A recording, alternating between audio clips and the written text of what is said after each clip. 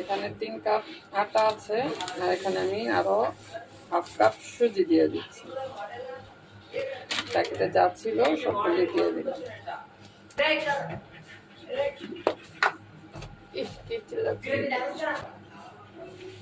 লবণ দিয়ে দিচ্ছি,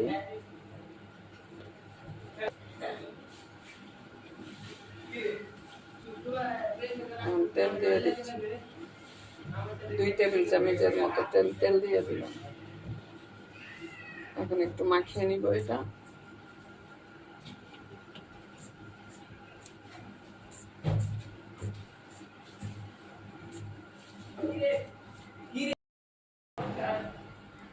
এখানে এখন ফুটন্ত গরম পানি দিয়ে দিচ্ছি।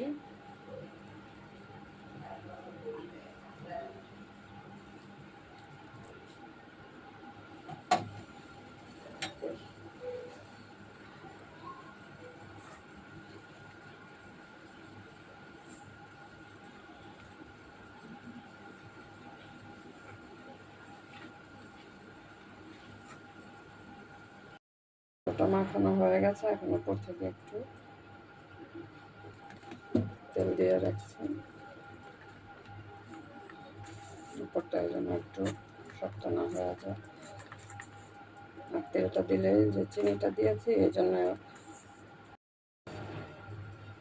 ছোট একটা ডো নিয়েছি, লেচি কেটে নিয়েছি। এখন এটাকে একটু হালকা করে ছোট করে পুরের মতো বেলে নিব। আর এখানে তেল গরম করে রেখেছি, এখানে দিয়ে দেব।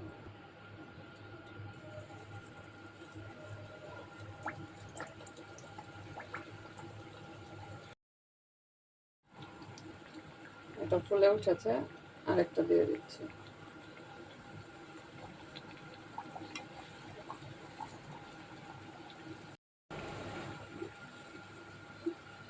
এটা আমি আবার একটু স্কোয়ার বানিয়েছি, আর এই দুটো হয়ে গেছে।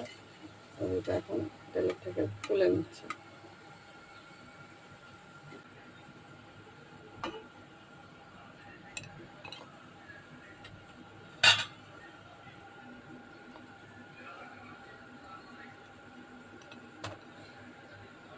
গরম,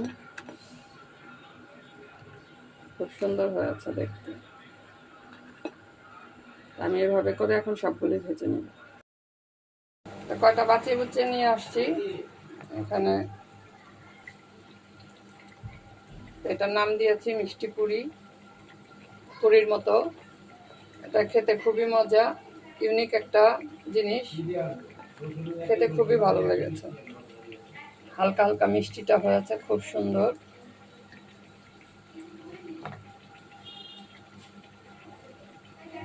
এটা খুব মজা হয়েছে।